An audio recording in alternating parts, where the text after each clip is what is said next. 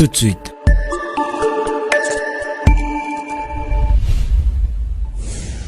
Le journal.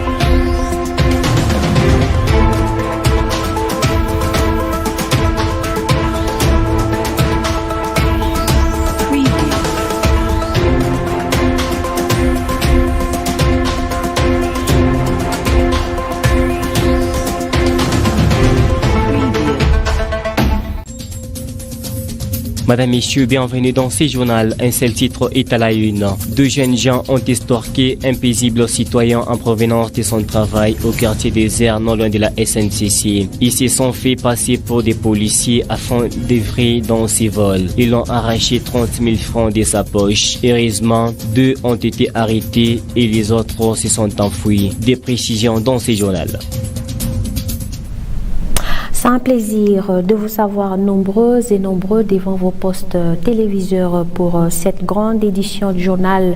Mesdames, Messieurs, bienvenue dans ce dernier. Comme vous l'avez suivi dans le sommaire, plusieurs malfaiteurs se font passer pour la police afin d'œuvrer dans le vol. Un groupe de présumés voleurs a été accusé d'avoir extorqué un jeune homme qui était de passage au quartier, au camp SNCC. Ils l'ont arraché une somme d'argent et ont déchiré ses vêtements. La scène a eu lieu aux environs de 14h ce mercredi 1er mai. Reportage.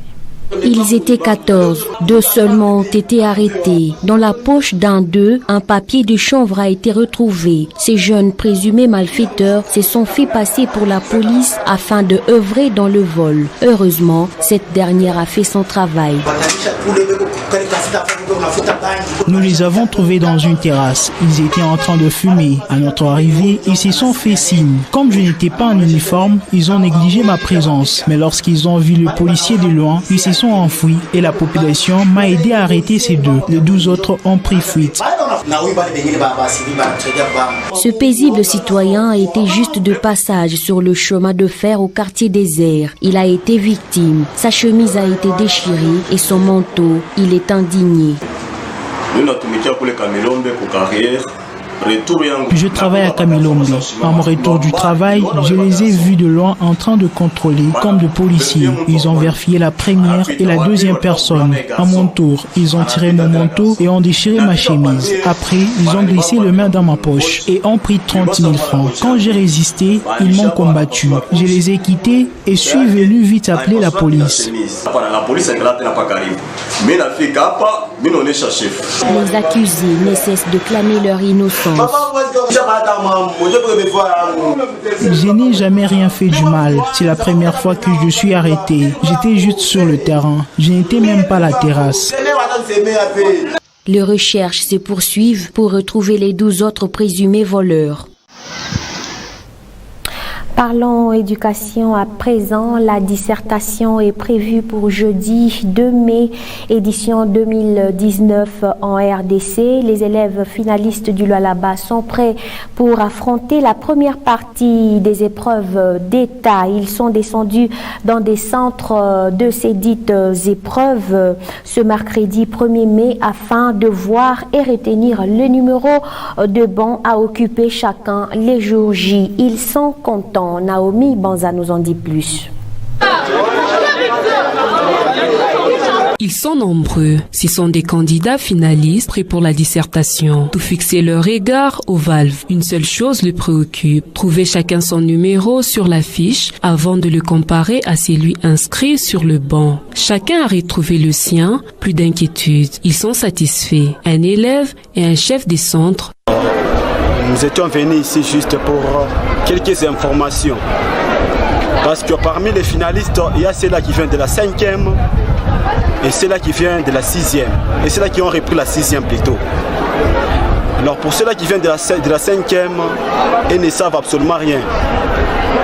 Alors leur objectif, c'était juste de venir ici pour qu'on leur informe Comment est-ce qu'ils doivent se présenter demain? Ils vont se présenter ici plutôt demain. Et comment est-ce qu'ils vont tenir les papiers de dissertation?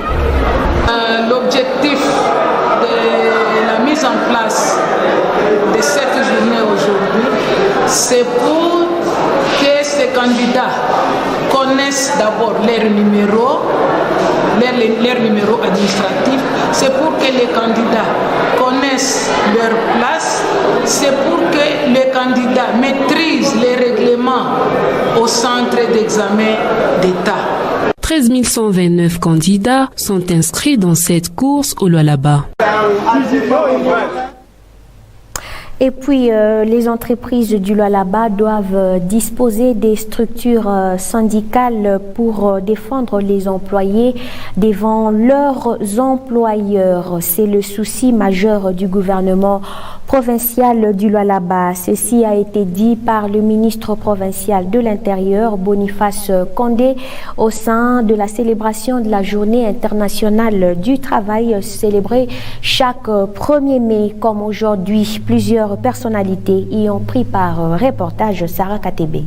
Les syndicats, les travailleurs, les chefs d'entreprise et certaines autorités politico-administratives de la province sont dans l'enceinte du gouvernorat. Ils y sont pour célébrer la Journée internationale du travail. Les entreprises devront disposer des syndicats des travailleurs pour défendre les employés. Un souci majeur pour le gouvernement de voir ces derniers défendus par des structures syndicales.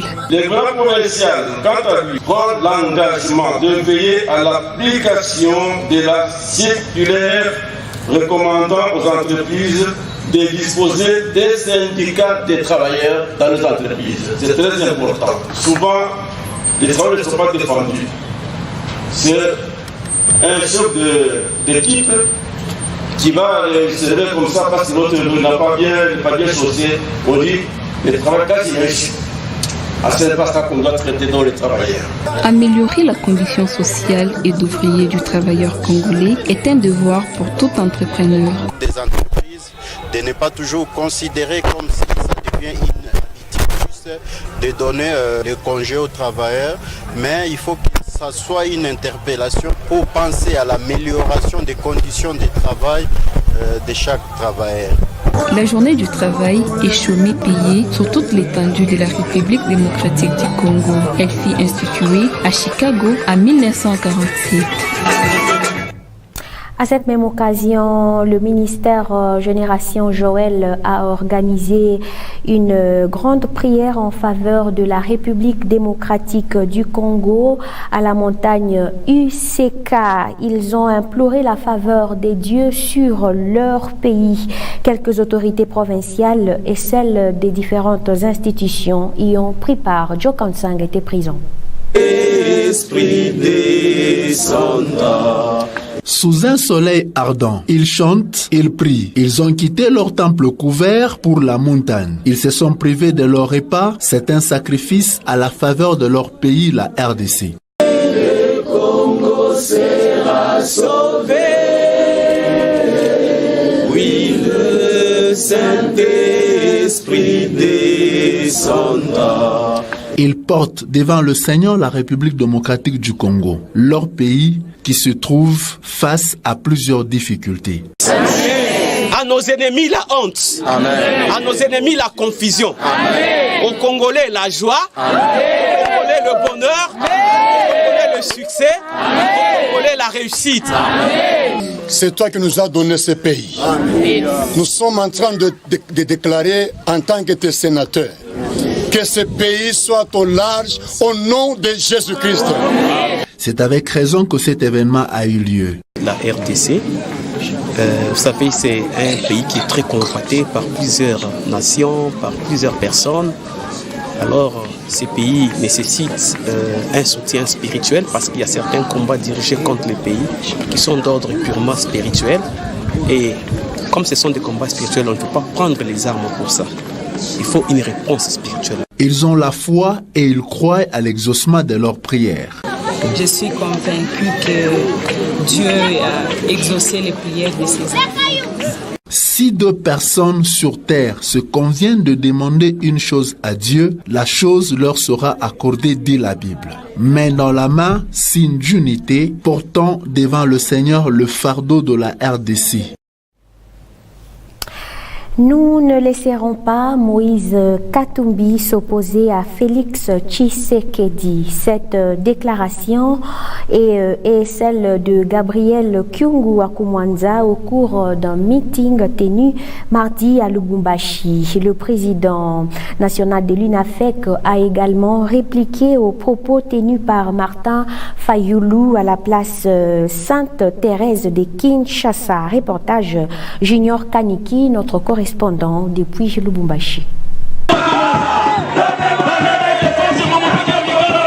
Gabriel Kyungu Akumwanza n'a pas gardé son silence à propos de la désignation de Moïse Katumbi Tchapoui en tant que coordonnateur de la plateforme Lamuka au cours d'un meeting tenu ce mercredi 30 avril au siège de son parti UNAFEC de la commune Kenya. Le coordonnateur d'ensemble pour le changement de Moïse Katumbi dans la région du Grand Katonga a haussé les tons. Ce dernier a fait savoir qu'il ne laissera jamais Moïse Katumbi au sein de la plateforme Lamuka.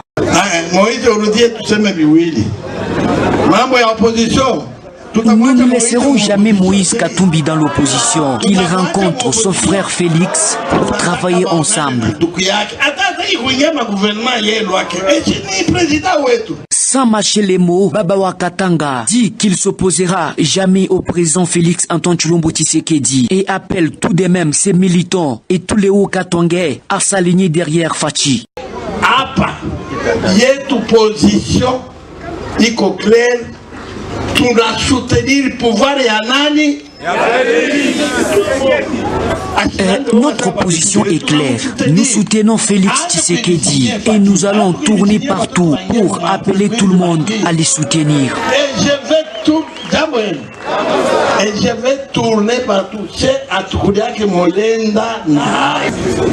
Famille naturelle, il n'y a que ni opposition. Je, mon famille naturelle, il y a qui. Je parle de sais tous les personnes qu'on m'a appuyé. Mais pas assez de la voix. Oh non, nous ne sommes pas d'accord. Les jours que je vous convierai à protester contre Félix, suivez-moi avec vos fouets pour me tenir à l'index. On rappelle, c'est le samedi 27 avril dernier que l'ex-gouverneur de l'ex-province du Katonga, Moïse Katumbi Tchapoui, a été désigné numéro 1 de la plateforme Lamuka, une désignation que rejette avec force Gabriel Kyungu Akumwanza. C'était Junior Kaniki, notre envoyé spécial depuis Lubumbashi. Mesdames, Messieurs, merci de nous avoir suivis. Fin de ce journal. L'actualité continue sur le www.wangou.info. Bon suite de programme chez vous. Au revoir.